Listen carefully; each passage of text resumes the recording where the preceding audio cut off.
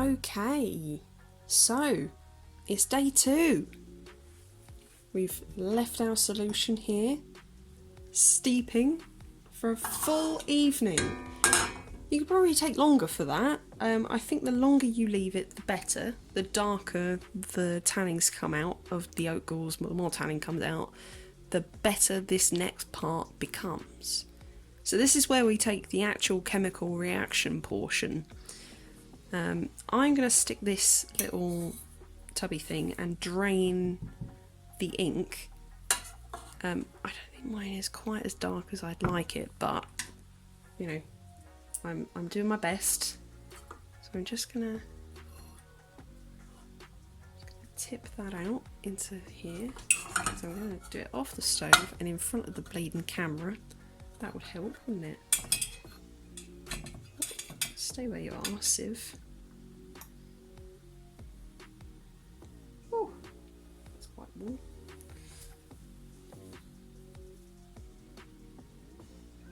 And I'm just gonna strain out the oak galls.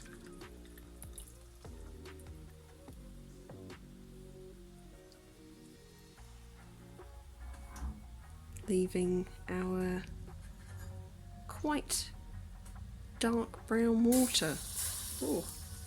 I've been trying to sort of distance this next part from any cooking stuff, basically because green vitriol is not, it's not great for you.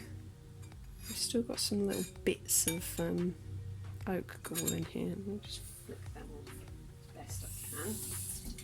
You can use your little calico, the piece of material, to strain yours out, but mine's still full of dust. Forgive me.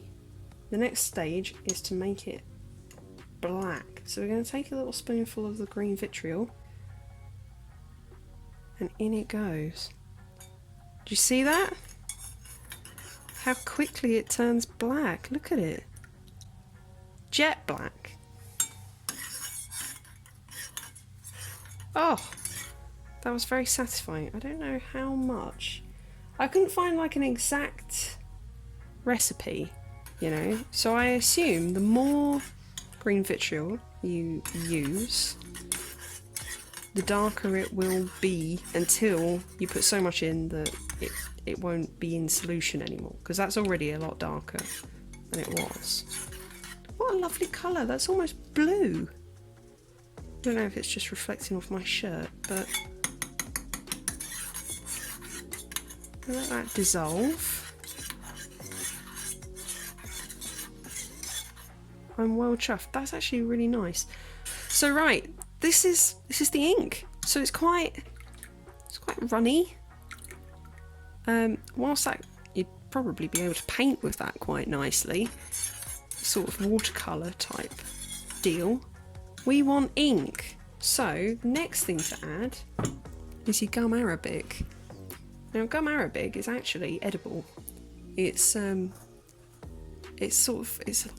actually know what it is. It's kind of resin that you can use in food to basically gel. It's a gelling agent effectively. So yeah, I have a feeling if you want this stuff to melt, you need to add it while it's hot.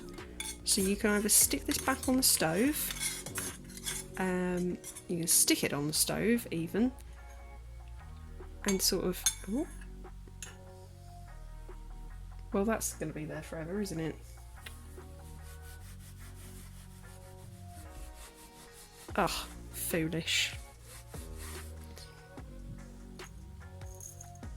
My ink is actually kind of warm still, so I'm just going to put a little bit of that into here, and I'm just going to stir it until it dissolves.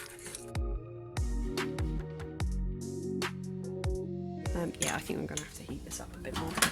I'm actually just, this time I'm not actually double burning it, I'm just putting the water into the saucepan so that this heats it evenly.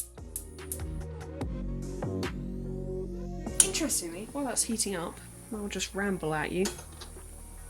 So these two, as I was saying, but the kettle was boiling, so I have a feeling Matt's going to take it out. The gum arabic you can buy from health food shops like Holland and Barrett, I believe, probably sell this sort of thing. Organic shops will probably sell something similar. They'd be a pretty good bet if you're trying to find it just through the supermarkets. I got mine off of Amazon, and I got a ruddy huge bag for basically pennies. How big is this bag?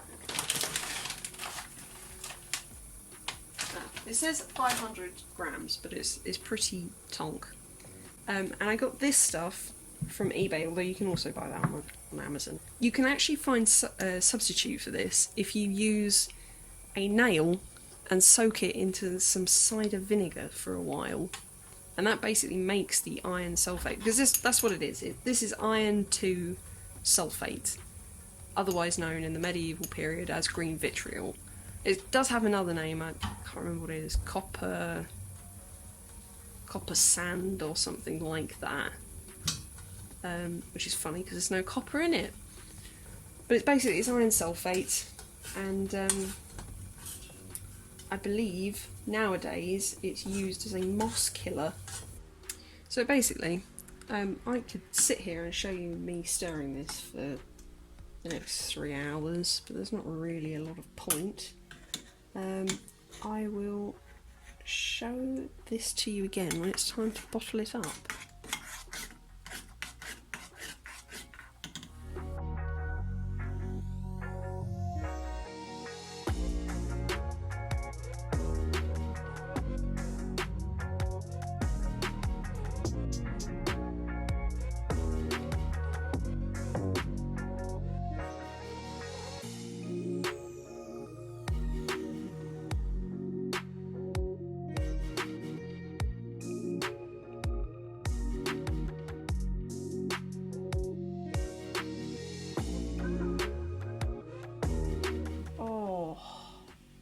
So close, I thought I could fit all of this in there.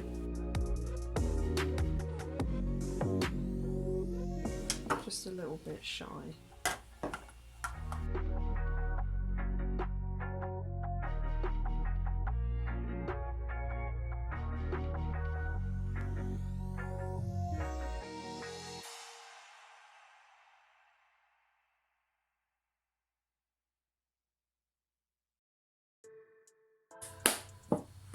Well, I hope that was insightful and enjoyable. I certainly found it very enjoyable for my first go at making ink. I think it went very, very well. And now this is for you, whoever gets this box.